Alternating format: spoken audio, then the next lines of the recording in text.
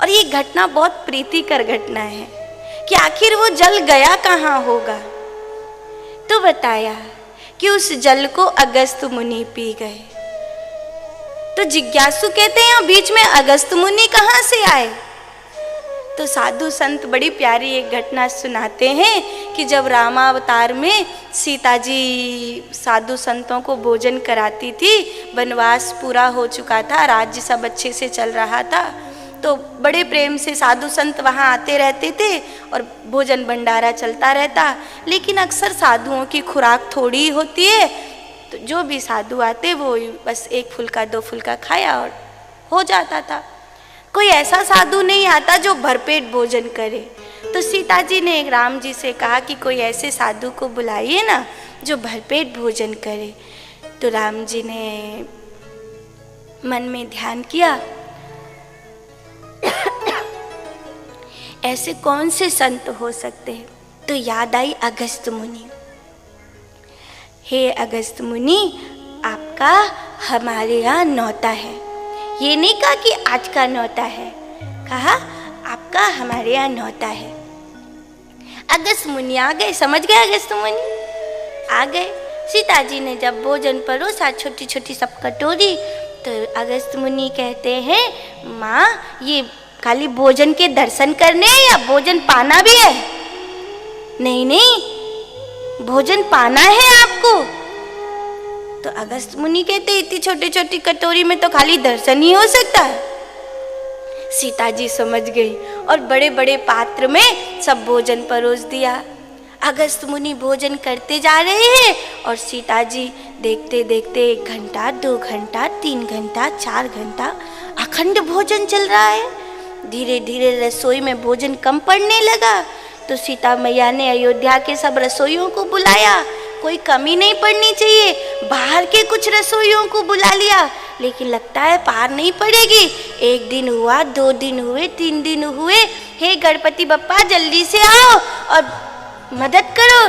गणपति बप्पा अपनी with family पूरे परिवार के साथ वहाँ पधारे।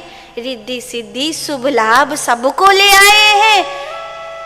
भोजन चला है अगस्त मुनि का। 4 दिन 5 दिन 6 दिन 7 दिन 8 दिन करते करते 17 दिन बीत गए। 18वां दिन आरंभ हुआ। सीता मैया बोली गुरुदेव आज 18वां दिन आरंभ हो गया है, आधा भोजन हो जाए तो पानी पी लेना चाहिए। तो आपकी आज्ञा हो तो जल ले आऊं। अगस्त मुनि बोले माँ चिंता मत करो, जब आधा हो जाएगा तो मैं खुद ही बता दूंगा। सीता जी ने सोची अभी आधा भी नहीं हुआ। गई राम जी के पास, खबरदार ऐसा साधु फिर कभी मेरे घर मत बुलाना। राम जी ने पूछा क्या हुआ, तुम ही तो कहती थी भरपेट भोजन करने वाला कोई साधु नहीं आता। तो सीता जी कहते वो तो ठीक है, पर आज 18 दिन हुए और कहते अभी आधा भी नहीं भैया। राम जी आए। अगस्त मुनि ने इशारे से पूछा हो गया या चलने दे। राम जी कहते बड़ी कृपा आपकी। तो अगस्त मुनि बोले कि ठीक है, तो अब हमारा भोजन तो आधा पूरा समझो हो ही गया, लाओ अब हमारी जल की व्यवस्था करो। लेकिन सीता जी हाथ जोड़ के बोली कि जिसने 18 दिन अखंड भोजन किया है वो पानी कितना पिएगा। उसकी 1 आध घड़े से या कुएं 2 कुएं के पानी से तो पार पड़ेगी नहीं। इतने जल की व्यवस्था मैं कहाँ से करूंगी देव। तो राम जी कहते बात तो सही है, इस समय तो गरीबी का समय है, हम आपके जलपान की व्यवस्था नहीं कर सकते। आपने 3 चुल्लू में तो पूरा समुद्र पी लिया। ऐसा है अभी तो व्यवस्था नहीं कर पा रहा हूँ, द्वापर युग के अंत में मैं आपके जल की व्यवस्था करूँगा।